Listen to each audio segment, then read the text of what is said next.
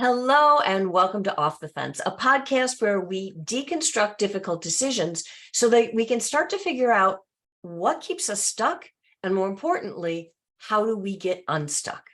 I'm your host, Karen Covey, a former divorce lawyer turned divorce coach and entrepreneur. And with me today is my guest, Wendy Sterling. Now, I'm going to read your bio because there's so much here. Wendy Sterling is an international best-selling author, a leading divorce empowerment coach and healer, and the founder of the Divorce Rehab. She helps women who are having trouble moving forward and are tired of feeling stuck in pain, fear, resentment, anger, and guilt to find joy, self-worth, and freedom. And boy, doesn't that sound good. Wendy is a certified professional coactive coach, a certified divorce specialist, an advanced ThetaHealer, and a certified sound healer. She hosts her own podcast, The Divorced Woman's Guide, and she's been featured on NBC, The List, Daily Blast Live, and Good Day LA. Wendy, welcome to the show. Thank you. It's such an honor to be here, Karen. Thank you for inviting me to share my wisdom with your audience. It is totally my pleasure. And you do have a lot of wisdom to share, which is why I invited you here. So I'd like to start, though, before we get into all of your nuggets of gold here, I'd like to start with a little bit of your backstory. Can you tell the listeners about your own journey with divorce and how that led to where you are today? Absolutely. So I was the last person that anyone would have ever thought would have been divorced of all of our friends. That's really the God honest truth. And yet at the same time, I am so grateful that I have gone through the experience that I have because it has created this incredible life of mine. So I will take your listeners back to, this day that was, almost 7 years ago, where my now ex-husband and I were driving home from a couple's night out, and it was very late, and his cell phone rang not once, but 5 times from a female colleague. And it was in this moment that I got the hardest punch in my gut that essentially said, wake up to what is actually going on behind the scenes. And of course, I tried to talk myself out of what I knew the truth was. And of course, my ex-husband tried to talk me out of what I knew the truth was. And I didn't waver and instead decided to trust it. And lo and behold, did indeed confirm my worst suspicion, which was that he was having an affair. And it was a wake-up call that I did not see coming. I did not want it. And at the same time, it was so necessary because what I had come to realize was that I was a people pleaser. I was in a codependent marriage. I was also being a version of myself that he saw me to be. And through the course of the next year, we did separate, and I vowed to really work on myself to figure out what it was that I wanted. Every bone in my body wanted to stay married. I didn't want my kids to be in a divorced home. My parents were married still 50 years. Divorce was not an option for me. Literally, that's what I kept telling myself. And so as I was doing, work, I was in therapy, I was listening to podcasts, I was reading books, doing what everybody does, right? But the needle wasn't moving. I wasn't getting unstuck. I just kept revisiting my past and how my childhood created behaviors, how, I was manifesting all this in my life. And it wasn't until I saw a post from a friend who talked about life coaching. And the more curious I got about that, the more I understood that really what life coaching is all about. It's about looking at where it is that you want to go and how do you get there from where you are at this point? And it wasn't focusing on my past. And so I knew that that was what I needed. And I'm a go big or go home kind of gal. So for me, it was, I'm jumping in and I'm going to get certified as a life coach because, working in corporate for 20 years, I was like, oh, this will be great for my leadership. It'll help me with my leadership skills and managing a team. So I thought, it'll help me. I didn't really realize that it was going to be a massive career change until I got into a classroom and started not only learning how to be a coach, but being coached by my classmates and allowing myself to be vulnerable and going there with my divorce. And so in the course of 2 days, I had moved through more emotions around my divorce than I had the entire 8 to 9 months before. And so I knew that there was something here that I needed to bring out into the world. And so that literally was the moment that my life changed. And what that woke me up to was that I deserved a partner who respected me, who wanted to be with me, who chose me. And I ultimately wanted that person to be respectful of me choosing me. And so what choosing me looked like was asking for a divorce and deciding to not only end my marriage, but to also leave my corporate career and to essentially create a program that I went through myself to bring out into the world. And so that's how Divorce Rehab was born. And, my life has been completely different ever since. And while there have been some struggles and there have been some hard times, what I always like to say is that anytime I came up against an obstacle, I viewed it as a detour that I was supposed to, okay, now I'm supposed to shift directions and do something else. And so, slowly but surely, I, went from a very tumultuous relationship with my ex-husband to we are super, super close co-parents, never thought that was ever going to happen. And as we were discussing before we hit record, I'm in a committed relationship with my partner, and he and I live together and our families are commingling. And that's ultimately, this vision that divorce can be the most empowering experience that you go through to design the life you love is possible for anyone, because I'm doing it and I've walked, hundreds of thousands of clients down this same path. And that's ultimately the vision that I want for the world and for every woman out there to feel. That is, first of all, that's beautiful. So thank you for sharing your story. And You're second of all, there are so many things that I just want to dive into that you've mentioned. And starting with, winding you all the way back to that day in the car when the phone rang 5 times and your intuition was just lighting you up, right? Yes. How did you decide to trust that intuition when you didn't want to know what you did? On some level, none of us want to know that truth, right? So you didn't want to know what the truth was. Your husband was, oh, no, no, no, no, no. How did you get the courage or the wisdom or the whatever you want to call it that led you to say, no, I know this, right? Yeah, so it was really me leaning into the curiosity around what was coming up. So later, when we had gotten home, I requested to see his cell phone, and he said no. And so it was a continuous boom, boom, boom, he's not showing me the cell phone. He's leaving the room to go call her, making up excuses because she was actually in a relationship. And so, it just one thing after another, usually I would believe his lies. And at that moment, I was I just kept hearing a voice that it's a lie. It's not true. That's not true. That's not true. And it really wasn't until I remember we went to bed and not getting along. I woke up the next morning because, habitually I go, this happened on a Saturday night. Sunday morning, I woke up and I went to go work out. And while I was working out, I just I don't think I've ever worked out so hard in my life. And I just kept hearing you've got to see the phone. You've got to see the phone. The phone is going to tell you everything you need. And I just was so I needed evidence, right? I had to prove myself, right? And so honestly, it was this feeling that I had to prove it, in order to justify that my intuition was right. And of course, he wouldn't give me his phone.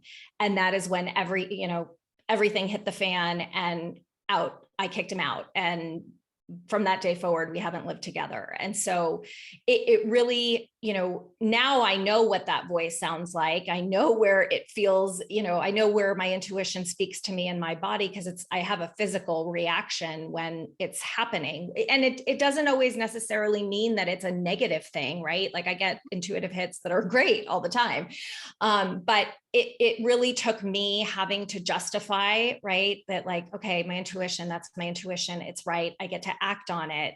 Getting that evidence instilled in me the belief that it was true. But here's the interesting part. So you kick him out, he's gone, but then you don't immediately file for divorce. What I think I heard you said was you were living separate for around a year or so. Yes. And you were just mired in the, divorce is not an option. I can't do this, mired in all the negativity surrounding divorce. Yes. And that it was coaching that helped you break through. Yes. Can you speak to that? Because so many of both of our clients are in that space of being stuck and not being able to break through to make a decision. Can you talk about how coaching helped you to do that?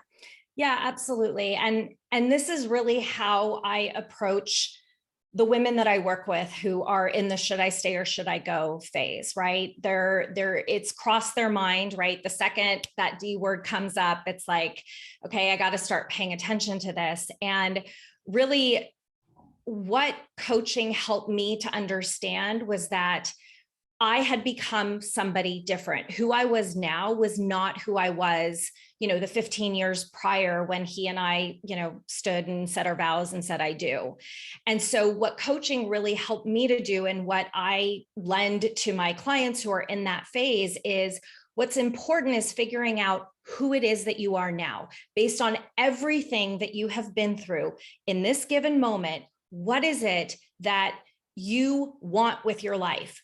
Who is it that you are? Why is it that you are experiencing what the universe is handing to you as a very big lesson? So how is it that I'm going to move forward through this? I was in resistance because I was like, I'm going to make him be who I want him to be. I am going to make this marriage work. I am not going to be a statistic of divorce. I am not going to have my kids be in a family where they're going to one house over the other. I mean, he was my soulmate. We met in college. Like we had grown up together. Like I didn't know adult life without him. And so my fear kept me wanting to make things work, when what coaching was showing me was that he was not what I wanted anymore. He was not the partner that I wanted to continue sharing my life with, that he was not on the same path as me anymore. And ultimately, what I learned was that our values could not have been more different.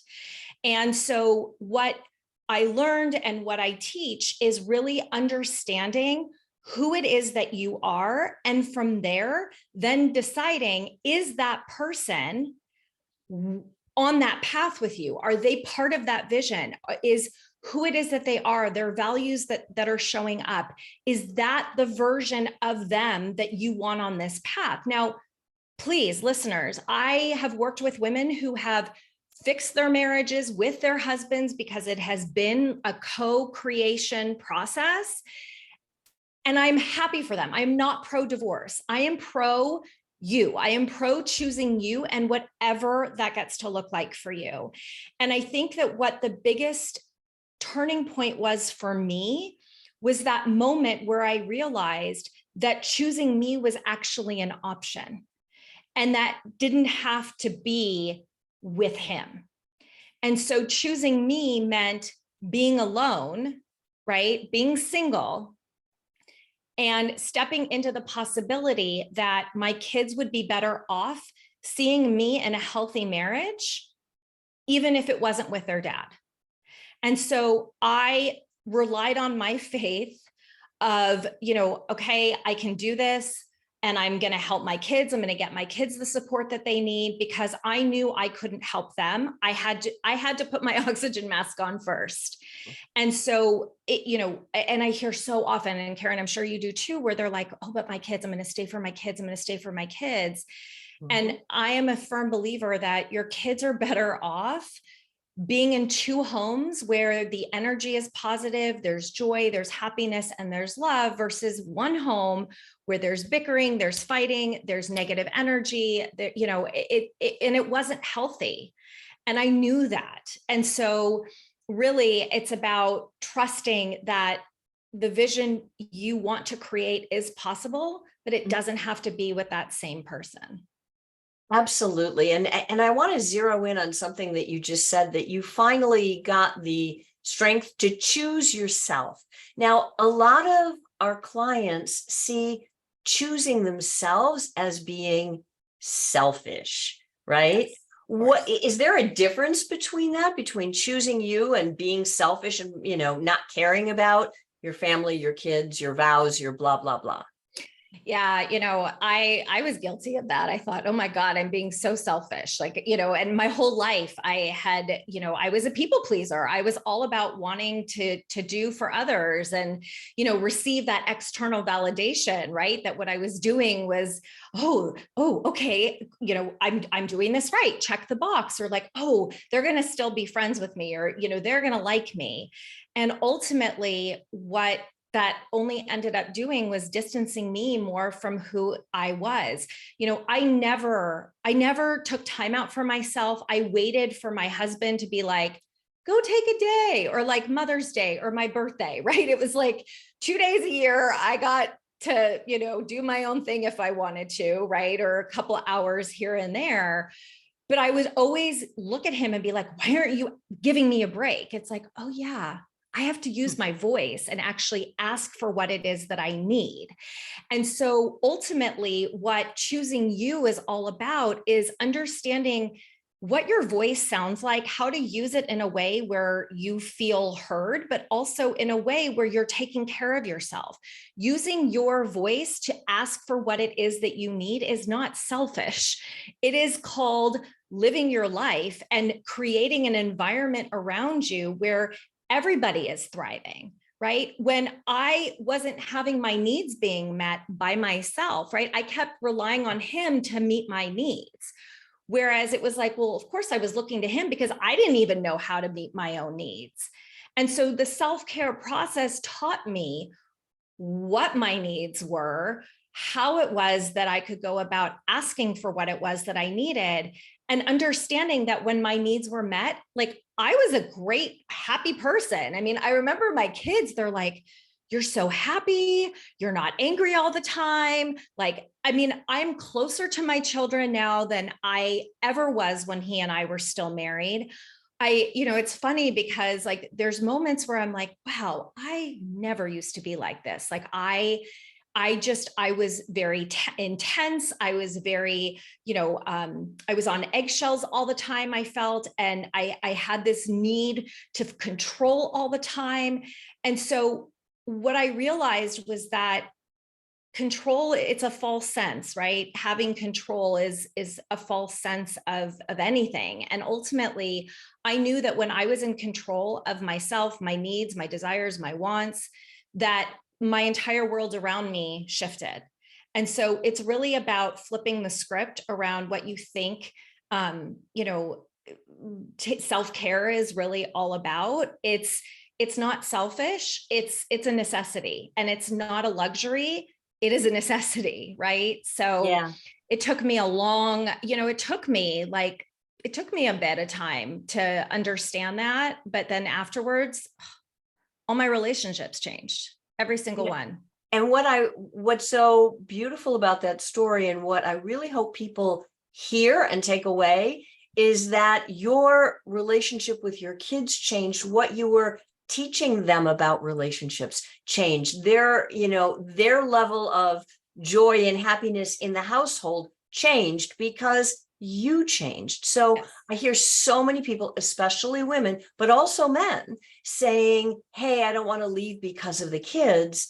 And what I'm hearing you say is that sometimes if you do it properly, right, leaving can actually be beneficial for the kids. Absolutely. I mean, my kids are amazing human beings. They were 7 and 10 when we separated, and they're now, almost 17 and 13 and a half. And yeah, it was a little bit of a thunderstorm for about 2 years. There were other extenuating circumstances that happened. My ex-husband is also remarried. He has a 3-year-old daughter. Like, my kids have a half sister. And like, so there was a lot of stuff, but, one of the things that I do say, and I don't even know if I say this enough, or, how often I've said this, but I do believe that children of divorce are really kind of thrust into having these life experiences faster than kids of marriage. And, again, I'm not pro-divorce in any way,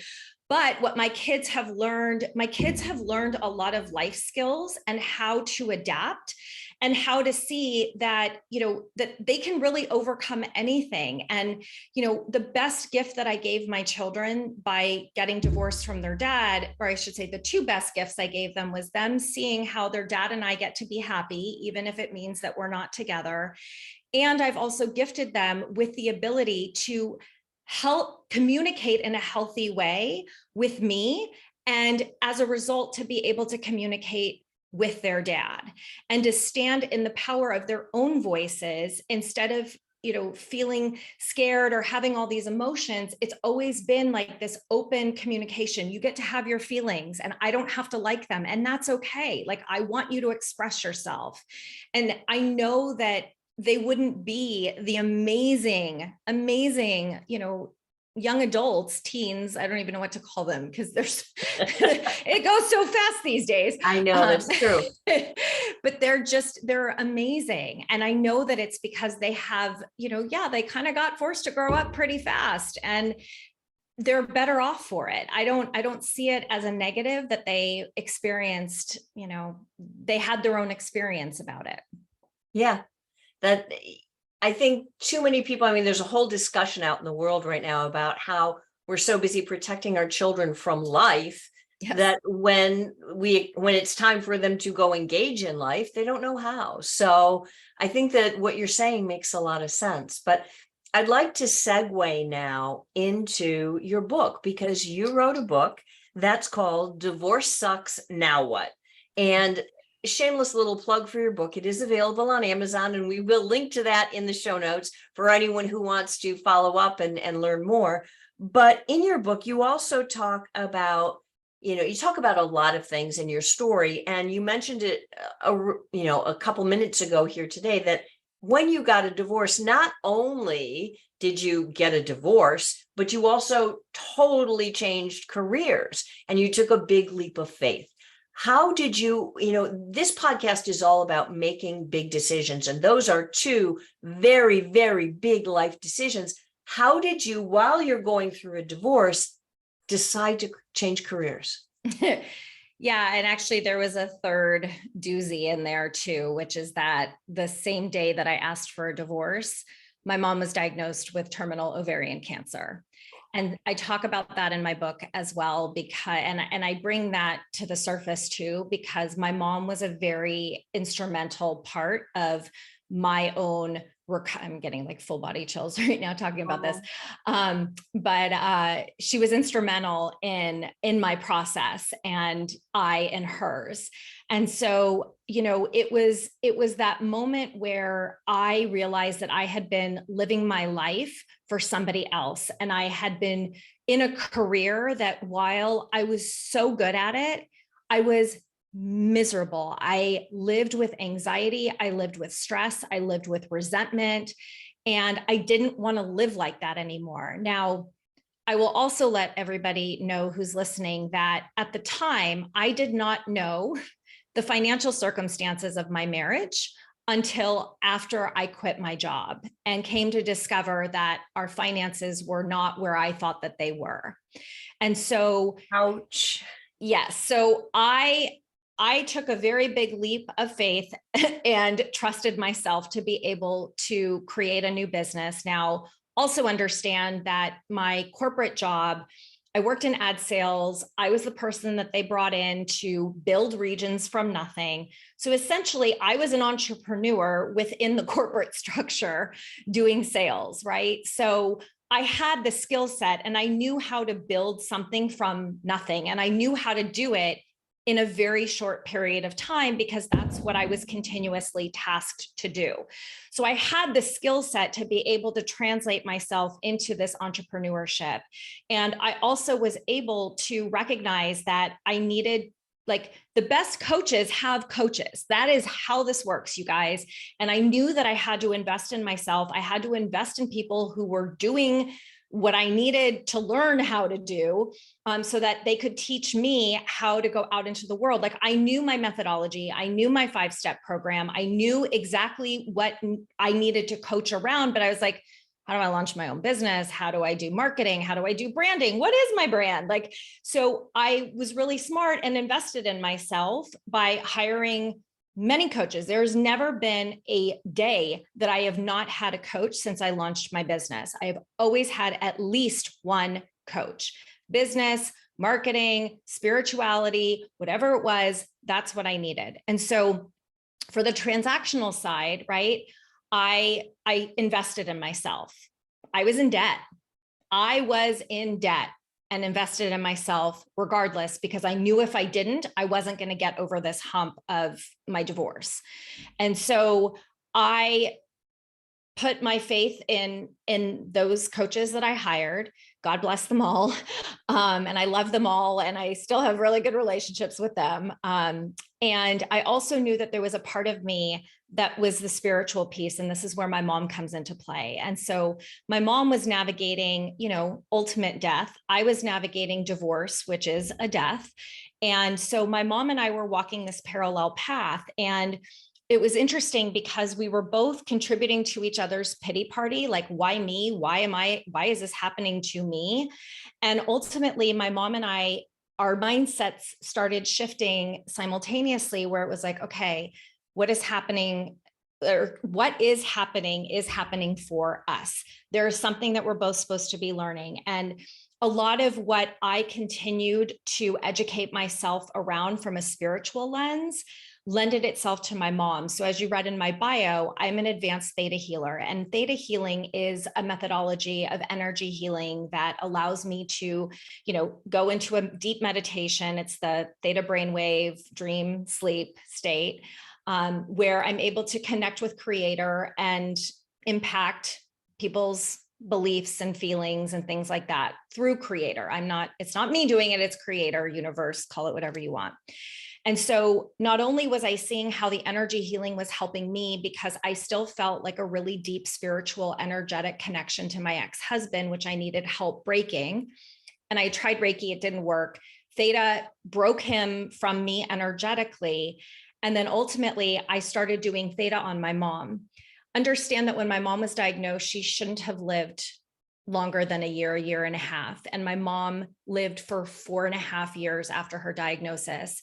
And I believe that our spiritual connection to one another, my ability to do energy work on her simultaneously while she's doing chemo and doing the medical piece that she needed to do too, but it opened the door for her spiritually to receive energy work. And I opened my doors to receive energy work. And so my mom ended up, like, what I ended up learning from my mom was life is now, and nothing should be placed on hold. And you only have today. None of us know how long we have. And I don't say life is short. I say life is now. Literally now is the only time that matters. And what I know to be true is that without my mom's support, I wouldn't be where I am today. And even though she passed away last January, she's still with me. I know that she's with me. And I know that where she is now is so much more valuable to me than if she was still physically in this world. And so ultimately, I trusted and I surrendered to a higher power. I surrendered and trusted in the path that was being laid for me, because it's like the same day, the two rocks of my life were gone.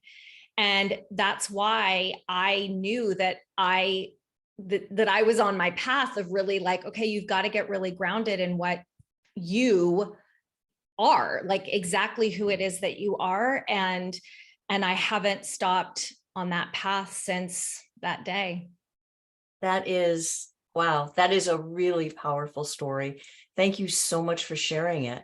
You're welcome. But if you had something based on all of your experience, it sounds like, you had your ups and downs. Of course you had to have, and yes, now you're on the other side of it, which is beautiful because you can then show people there is another side, and there absolutely is, but you had to get through all that muck and yuck and what have you.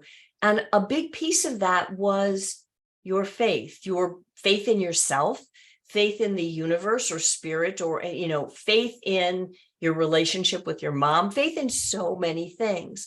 When you're dealing with, when a client comes to you who's in the beginning of that journey, what advice could you give to them when their faith is flagging or they're questioning whether they even have it? How could the universe do this to me? Oh my gosh, everything I ever thought of must be wrong, and their faith is gone. It abandons them. What would you tell them? Yeah, that's a great question, Karen. Ultimately, what I say to those women, and really what I had to say to myself was, we were living in an illusion of what we thought our partner and our life looked like. And what ends up happening when divorce happens is like the veil gets taken off. And all of a sudden, we're being shown things and we don't want to see it. And so a lot of times our fear is what blinds our ability to have faith in why this is happening. And so the process through which I've walked myself through, I've walked clients through around this is really changing their story, because we have a version of who we think they were. We have a version of what we think our marriage looked like because we kept fighting for it. But ultimately, it wasn't the reality, right? So there's a mourning process that has to come with this, right? Like the faith can't come until you move through the mourning of the version of the life and the person that you thought existed. And it's not that they changed, it's that you've changed. You are the one who is starting to see clearly. Reality is starting to now appear to you. And so it is a step, it's a baby step process. Like this isn't something that happens overnight. This is why it takes, I always tell people, like, how many years were you married? You honestly think that a 6-week course is going to cure you of, decades of behavior? Like that's not how this works. But when you hear that, in a year, you can have a totally different perspective on life and be living that perspective, that is, to me, I'd be like, where do I sign up? At the time, I was like, that's not fast enough, right? And so much of this is also an education process to understand that it is a step-by-step process. And I think that what gets in the way so many times is that people are like, I want to go from A to Z now. And it's like, okay, well, think about the alphabet. There's a lot of letters in between. So let's start with A to B, and that's going to get you one step closer to Z. Okay, we're at B now, let's go to C. And so it's really about understanding, kind of from a bird's eye level of, the version of the life that you thought you had. I had all these preconceived, I was like, oh, he's this, I'm going to change him, and he's that, he can change, I'm going to change him, I'm going to fix him, I'm going to this, I'm going to that, and it was like, wait, no, I'm the one that has to change. Like, so changing decades worth of ingrained stories takes time, and it is 100% possible, but you've got to be willing to put in the work, and it's going to take you some time to be able to do that. And what I have found is those baby steps are what build your faith in the process and in the healing and in the recovery. Yeah. And what you're saying is so critical for people to hear.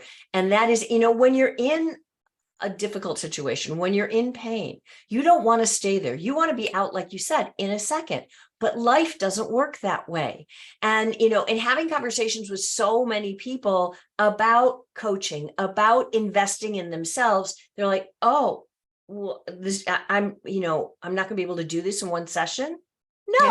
No, it's like, and it's exactly to your point, what you said, that, you've spent years, sometimes decades, in a particular marriage, in a particular situation that is now not serving you. To think that you're just going to get over it in an hour is unrealistic. That's not the way life works. But the sad part is that once people, when they're thinking that way, they want to go faster, faster, faster. And when you tell them the truth that you can only go a certain speed, it's not going to be instant gratification like we're so used to in our society, that they're going to have to work at it and wait, then they don't start at all because it's not fast enough. But the irony is then they never get to where they want to be. Exactly. Well, because what ends up happening is they end up beating themselves up. Why isn't this working? Never mind. I'm going to throw in the towel, right? We beat ourselves up when it's not happening fast enough. And, I was even just talking to a client yesterday, and it's like, we're constantly in transformation. So it's like, once we nail down something, right, we're like, oh, I've got this. Okay, great. And then we feel like we get smacked upside the head again. It's not that you never learned it. It's that it's hitting you differently because you're in this evolved place. And so now you have to learn something new, right? So we don't give ourselves enough grace or compassion to just see that they're like, we're human, we're souls having a human experience. We're here to learn, we're here to evolve. And so instead of seeing things as like knocking you down and just being like, never mind, I'm like, okay, universe, bring it on. What am I supposed to learn now? Right. And don't get me wrong, I'm in resistance. It's like, oh God, here we go again, but at the same time, I'm like, but I know what's on the other side is going to be so worth it. Right. So 100%. I just would, invite everyone to just have some faith, that this is a process, and, to not let the resistance or, your fear of failure stop you, because failure is just a way to not do something. Like, great information. Okay, never going to do that again. Yeah, 100%. If you look at failure, what we perceive as failure, right? If we look at it as something like, okay, that didn't work, that's information, instead of internalizing and saying, well, because this thing that I didn't work, I am a failure. Like, those are two entirely different concepts, right? Absolutely. Yep. 100%. So this has been a fascinating conversation, but now I want to throw you a curveball, right? Ooh, okay. A question that I love to ask other people. Okay, because this podcast is all about decision-making and how you've made decisions, what you teach people about how they can make decisions. So now I want to ask you, what is the best decision you've ever made? Oh, that's easy. Ending my marriage. I mean, my God, best decision I ever made in my life. I've said to my ex-husband, I'm like, man, best gift I ever gave myself was ending our marriage. Like, the best decision I ever made. And it was the hardest one I have ever tackled. I'm the type of person where it's like, and this kind of speaks to something we talked about earlier, which is that, like, I'm the type of person that I don't want to live my life with regret. And so for me, you mentioned how we were separated for an entire year. I needed that year to know that I wasn't ever going to have regret. I wasn't ever going to wonder what if. I didn't want to live my life like that. And so I knew that I had given everything. Like, there was nothing left for me to try to do at that point. And so that decision to end my marriage was the best thing I ever gave myself, because I gave myself me. I gave me back, and I was done giving myself to the world. And my life has been exponentially more joyful, happier.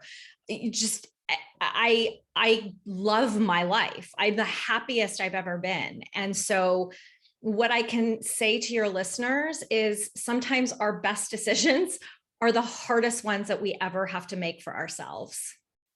And that is so critical, because we all, I don't know where we got this idea from, but we all have this idea that, well, if it was the best decision, it must have been easy, right? But those two words, easy and best, aren't necessarily linked. I mean, it can be, but they can also be the hardest decisions that turn out to be the best. So, Wendy, thank you so much for sharing so many golden nuggets of wisdom. I knew you would, and I'm so thrilled to have you on the show. I'd love to have you back again. We'll have to do a round 2, because I have a whole list of questions that I didn't even get to.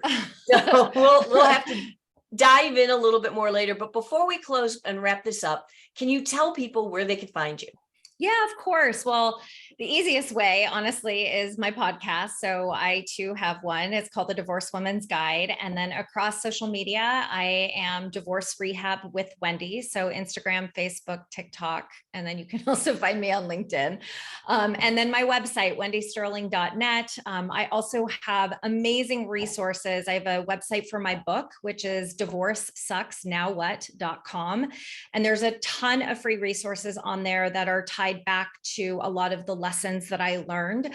And it also ties back to my 5-step program. So there's great downloadables and actionable steps that you guys can take wherever it is that you are. So thank you, Karen, for having me today. It was such an honor. And of course, I'm happy to come back if you would like. Awesome. That's wonderful. Thank you so much for being here. And for those of you who are out there who are watching or listening, please, if you like what you've heard, subscribe to the podcast, subscribe to the YouTube channel, give us a thumbs up, and I look forward to talking with you again next time.